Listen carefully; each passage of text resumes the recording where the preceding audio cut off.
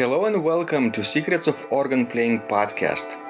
We are your hosts, Vidas Pinkevičius and Ausra Pinkevičienė.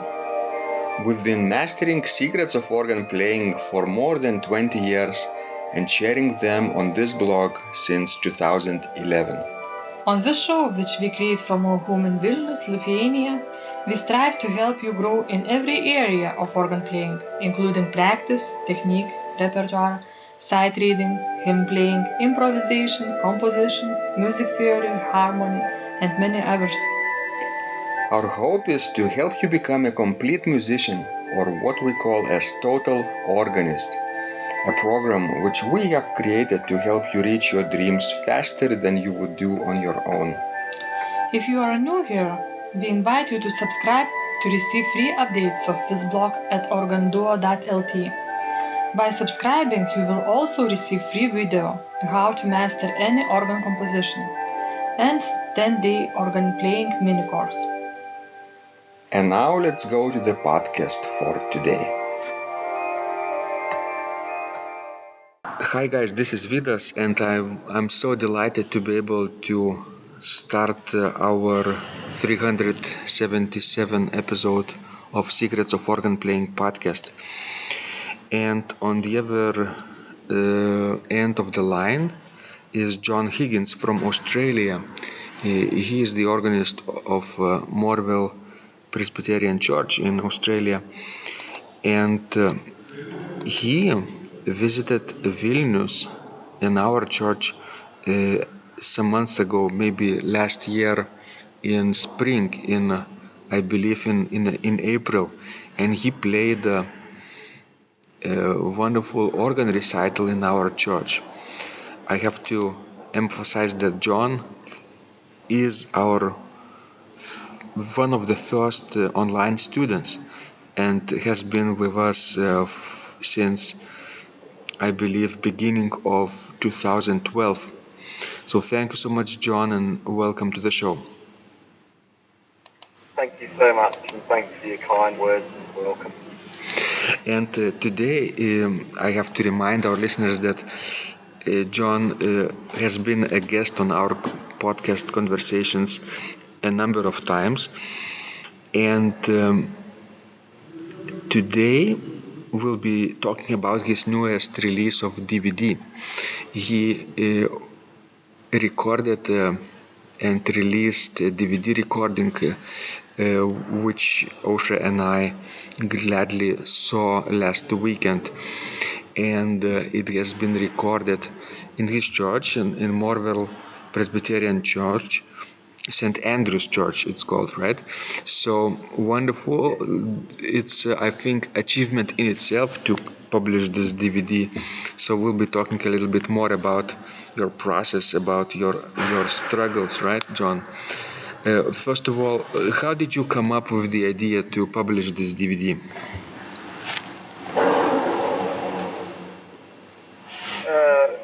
There's many contributing factors.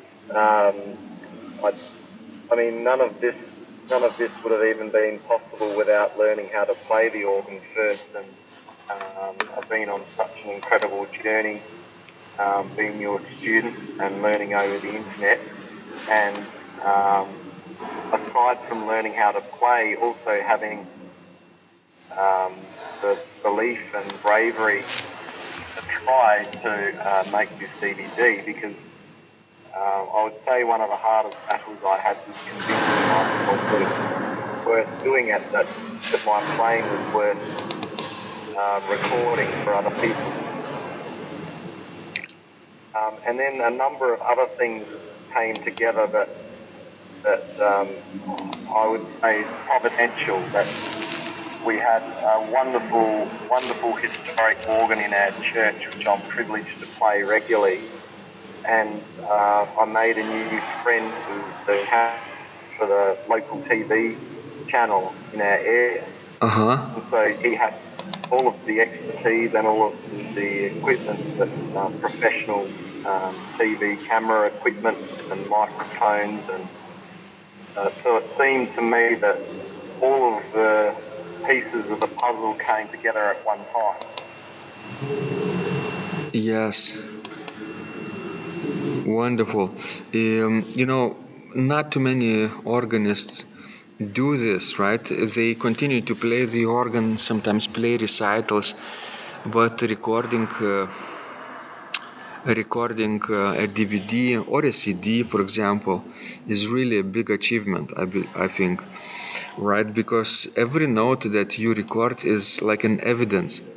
It will be there with you 10 years after this recording has been published, maybe 20 years, maybe for your entire lifetime, right?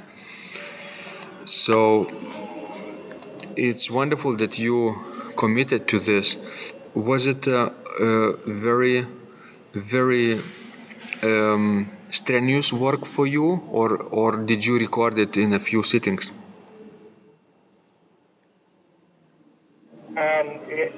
That's right. It was a very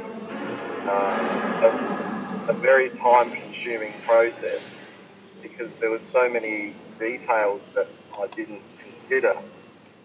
That I had in the back of my mind that the hardest challenge was going to be playing the music, and yet I found that I was stretched and challenged in so many other areas of my life and having to learn new skills for the first time. That, for example, learning how to speak to a TV camera, learning how to move your hands at the right time, how to walk slowly and leisurely, and then all of the video editing process, how that was done, and the artwork design, and then dealing with the DVD manufacturing company and making sure that they made it exactly right and checking it at all times. There was a huge amount of work and lots of different dimensions that I hadn't thought about. Right. So I've seen you play in Vilnius, and I've seen your DVD here in our living room with Ausra, and we were so impressed that a person who has started playing the organ literally 7 years ago could do things like that on a large 3-manual organ in Vilnius, but also on your 2-manual instrument in Morewell, right? We were so impressed, and you are like a living example what a person can achieve regardless of age. It doesn't matter when you start, right? It doesn't matter that you didn't start at 6 years old or 7 years old like famous virtuosos would start, right? It doesn't matter that you didn't have a formal musical education. Where is the will, there is the way.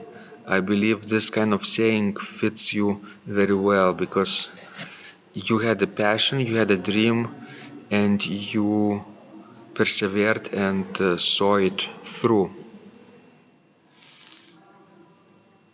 Yes, thank you very much. It's very kind of you. And as I said at the start, I wouldn't have been able to achieve any of this without the teaching and support and coaching that you've given me online. But I think even more than the coaching has been the challenge and inspiration, because I think this experience has been one of the bravest things that I've ever done because of so many self-doubts. And for example, when I did the initial recordings, I played the music over about 2 days. And then I did the introduction to the DVD and the introduction to all the pieces at the end of that recording. And that was a big mistake because I was so tired after all of the playing that I was very flat and didn't have energy to speak about the pieces to the camera. And I took a copy of the footage away and started looking at it. And I looked at my playing and I looked at the speaking that I was doing, and I thought, oh, maybe I should quit this right now. It's no good. And I had some of my very close friends have a look at the initial footage, and they said, this doesn't look like you. Right. You're not smiling. You don't have energy like you normally do when we speak to you. Mm-hmm. And so then I had to. I spent about nearly 2 weeks agonising over what I was going to do, and I thought, do I just push forward with this and what it is what it is, or am I going to strive for excellence? And even though I've made a bit of a mess of it, have another go.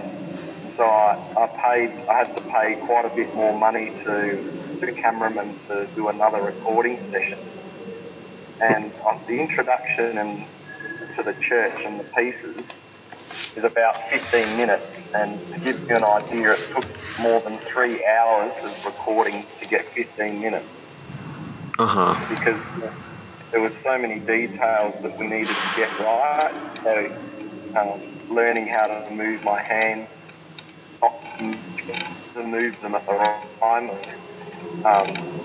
For example, the first 30 seconds at the start of the DVD out in front of the church, we had to do that 9 times to get it right. And I said to my cameraman, I need your help because I've never done this before. And he was really fantastic. He said, John, just relax. He said, every time we have a new journalist at the news station, they all have the same problems that you have speaking to a camera.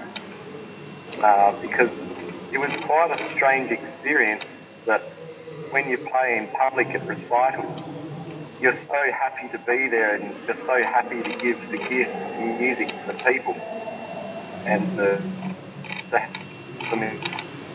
draw energy off of them and you want to be your best for them. But playing in an empty church and speaking to a camera without a to look at quite a new skill. And my cameraman Toby was absolutely superb. He coached me through it, and we'd do a couple of run-throughs, and then we'd look at the footage together, and he'd say, see how you stopped smiling there, or see how your voice went flat there, need to have more energy, or he'd stop me and he'd say it like you really mean it, that you're not just through emotion. Right. This is really important to understand, because when we rehearse, sometimes we forget that we have to do our best, right? And by this I mean that we have to play like it's maybe our last try. The last time we are playing the organ, and sometimes we don't remember this and think, oh, maybe next time I will get it right, which of course is not necessarily true, right, John? Yeah, that's right. Mm-hmm. So another difference is that initially I was trying to read from a script or repeat it from memory. I wanted to say exactly the right words. I realized after a few throughs that wasn't working for me. So that was quite a lesson that sometimes you might have a plan of how you want to do it, but sometimes you have to be flexible. And so we decided that I know the pieces well and I know the history well, rather than trying to recite it word by word, to just relax and have the conversation as if it was to a friend. Mm-hmm. And I think once I started doing that, the quality improved dramatically. Exactly. And I think I'd like to ask you about what was your worst moment in the entire recording process. What was your lowest point? I think there were two lowest points. The first lowest point was when I was listening to all of the recordings of the music.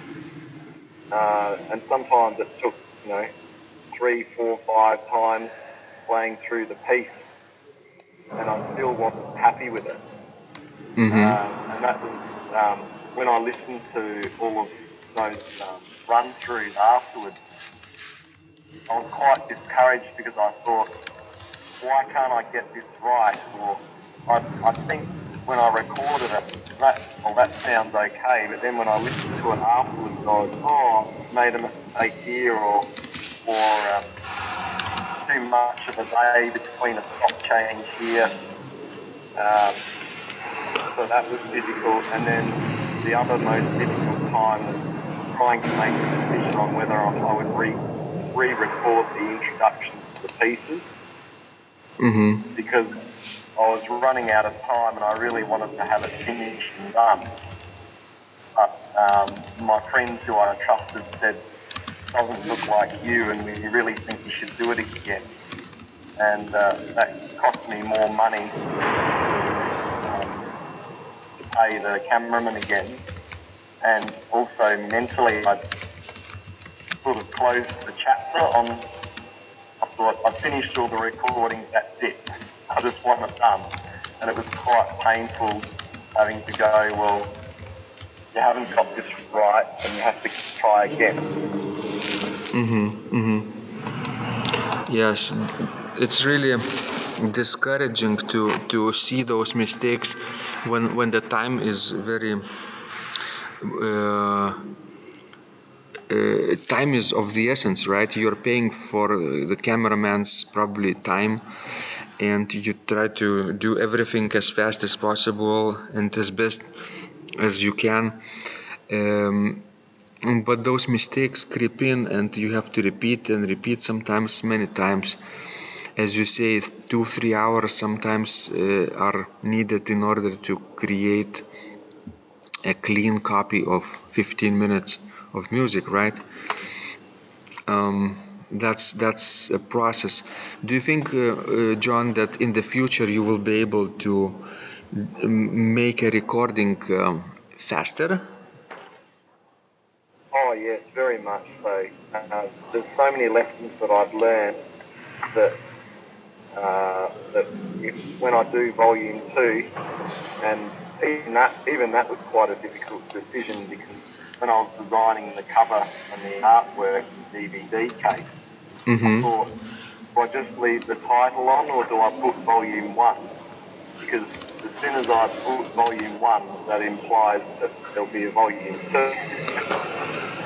And so I thought, no, I need to be brave and commit to volume 2. I don't have to commit to the date, but I'm committing to volume 2, and I'm sure that will be much more streamlined, and I'm quite sure that it will be even better. Can you tell us what you played in your DVD so that our listeners would know? Yeah, so I played the Toccata by Bach, Toccata D minor, Prelude and Fugue in F major and G major from the short 8 Preludes and Fugues, Route du Dur, the beautiful chorale Prelude by Bach. Then I played Largo from Xerxes by Handel, Prière de Notre Dame by Leon Bolan, and played 2 my own improvisations. One was on Judas Maccabee, which is the hymn tune By Be Glory, and In Festive Berg, which is the hymn tune A Mighty Fortress is Our God, plus festive trumpet tune and Nimrod from the Enigma Variations. God So Loves the World, on Sir John Stainer's crucifixion and O Saviour of the World by Sir John Goff. Wonderful program. And I also have to add that you managed to introduce each piece so gracefully, and listeners and people who will be watching this DVD will be enjoying, I think, your speeches before the pieces a lot. Thank you very much. It's very kind of you. And that was an interesting decision how to manage that, because there are many professional organists who record the DVDs, and they tend to have each piece one after the other, and then as a bonus section on the DVD, they'll have maybe 10 minutes talking about their program or the organ.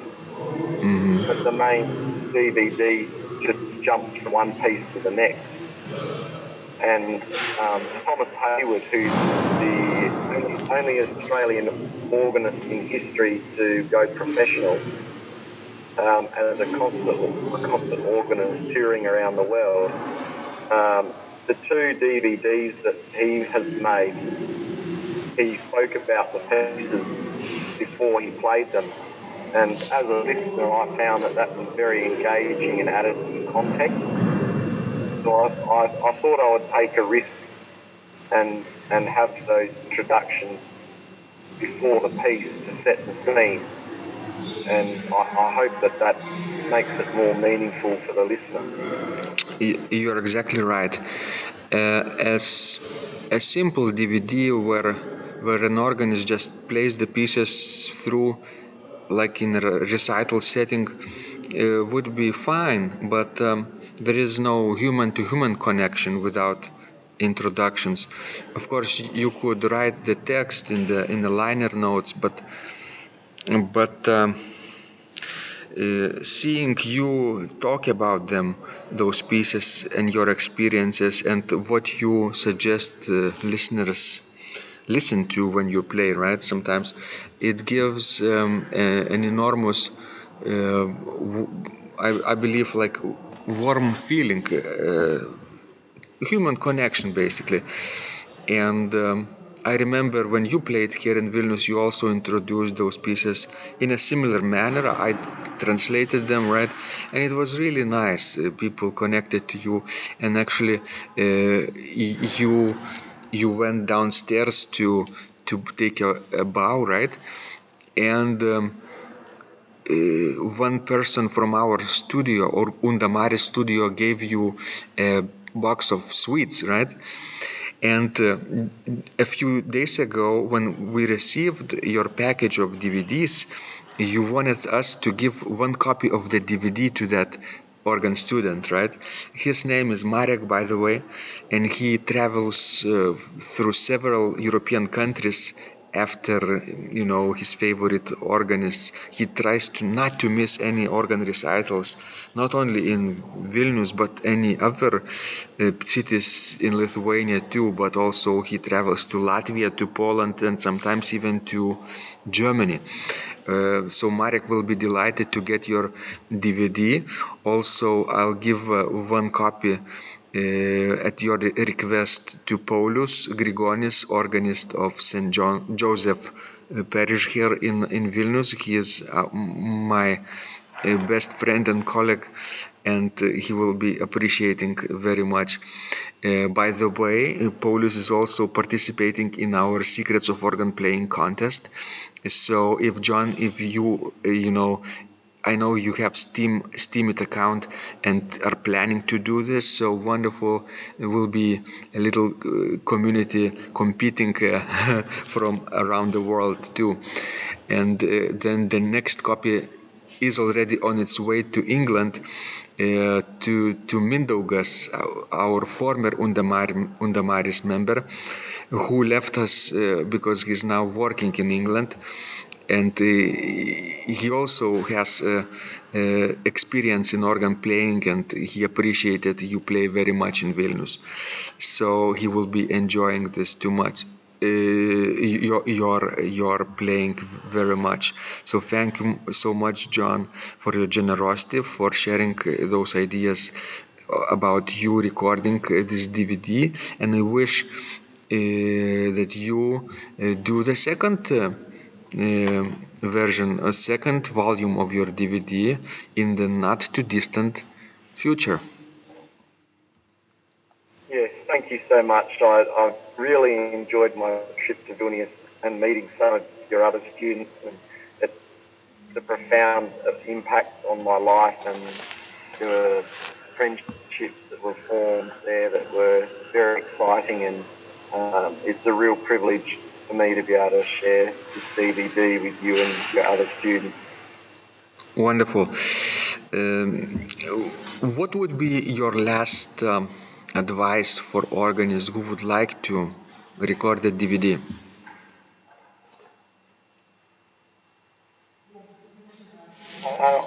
I think the most important thing is to understand why you want to do it.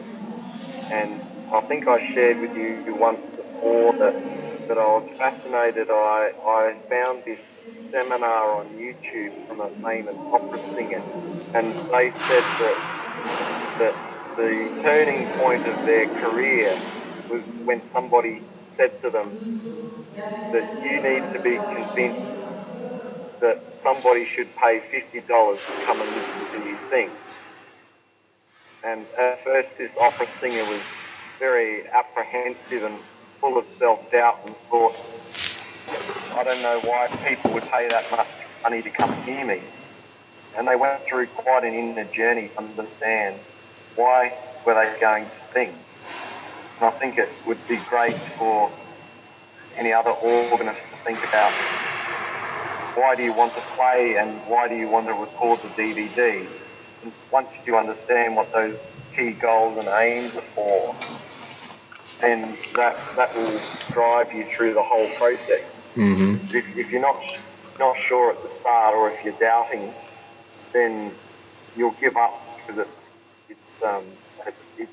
takes you so far out of your comfort zone. Well, exactly. You have to answer this deep why question, the deep reason behind you are actually doing this project. And if you're not sure, then in a deep struggles, when the darkest hours will hit you, obviously you will give up probably.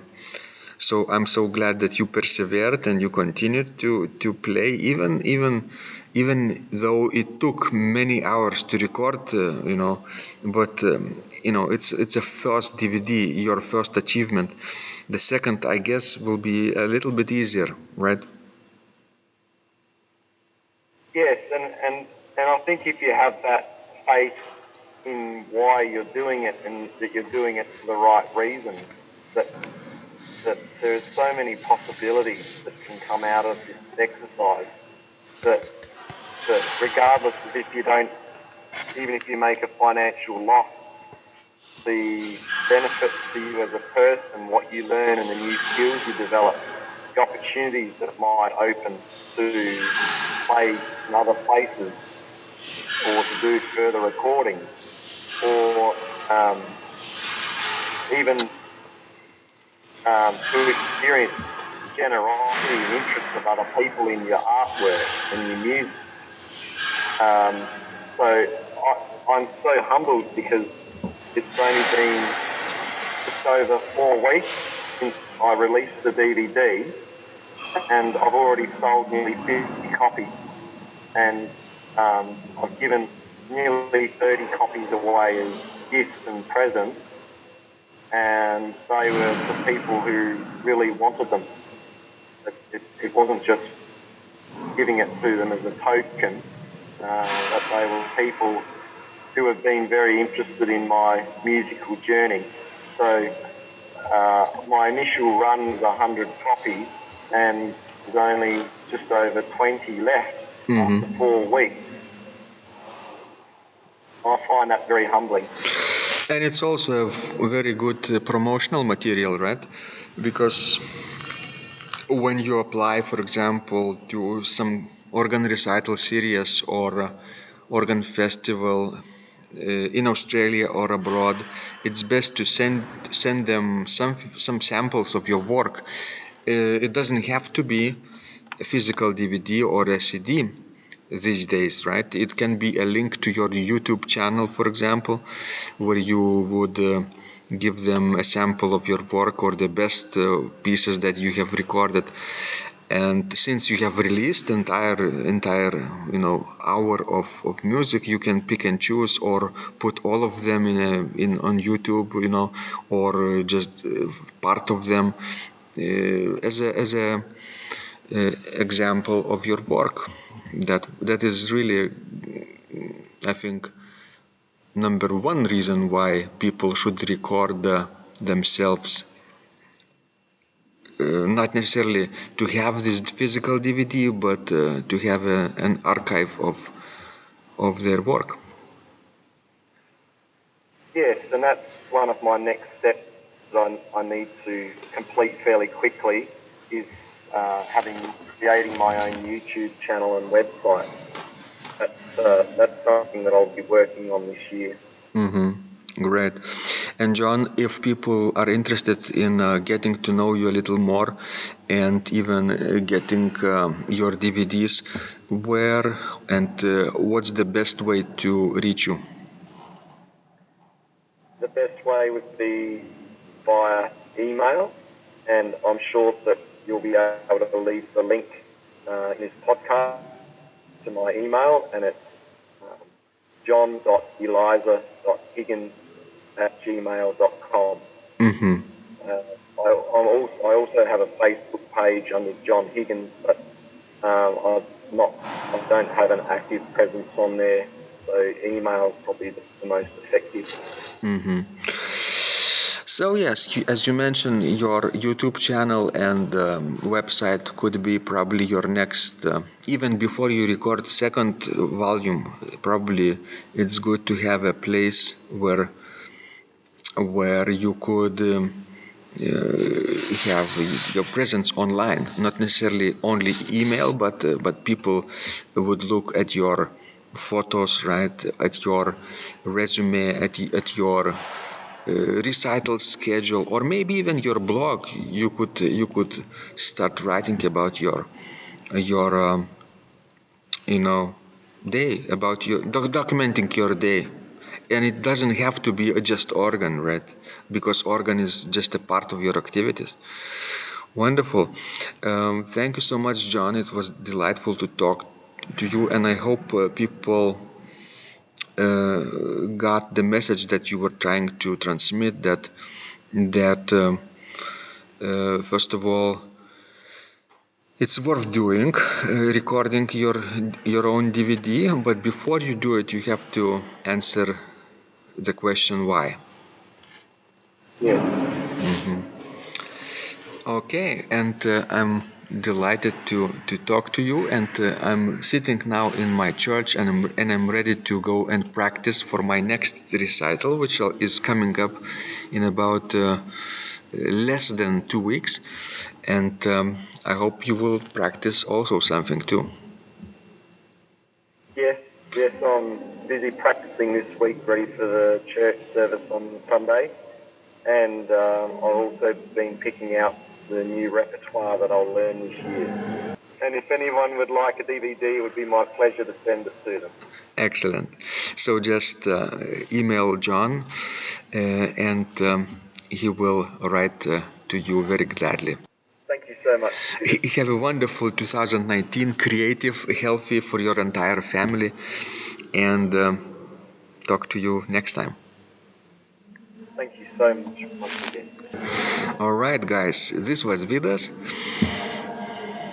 This was John. And remember, when you practice, Miracles happen. This blog is supported by Total Organist, the most comprehensive organ training program online, where you will find courses for every area of organ playing, including technique, practice, sight reading, repertoire playing, hymn playing, improvisation, composition, music theory and harmony, with hundreds of scores and thousands of exercises. Here is what some of the students are saying. Hugh writes, The sight reading course has helped me tremendously. Thank you very much for your essays, courses, and all your help. Robert writes, I found the fingerings, registration ideas, and general comments to be excellent. John writes, I have found your download very helpful. It was really excellent. I have watched some of your teaching videos, and when I read your instructions, I tried to imagine you were teaching me. You may feel disappointed that I am 2-3 days behind, but I am a slow learner, and I have committed to taking the time to get it right, as you say. But the other night my wife commented that she had never heard me play such a detailed melody in the left hand so well. My left hand is generally poor. Robert writes, it has been a great pleasure in my life of having discovered your courses and material as well as the YouTube work of recordings. You have a calm and pleasant way of teaching. Ron writes, Hi Vidas and Ausra, thank you guys. What a wonderful response to my email note to you.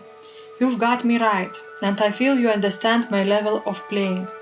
Yes, at home, and lucky that I have an organ for that reason. I am paying attention to this, and I am going to try this no longer secret model. Yes, and I love Cesar Frank too.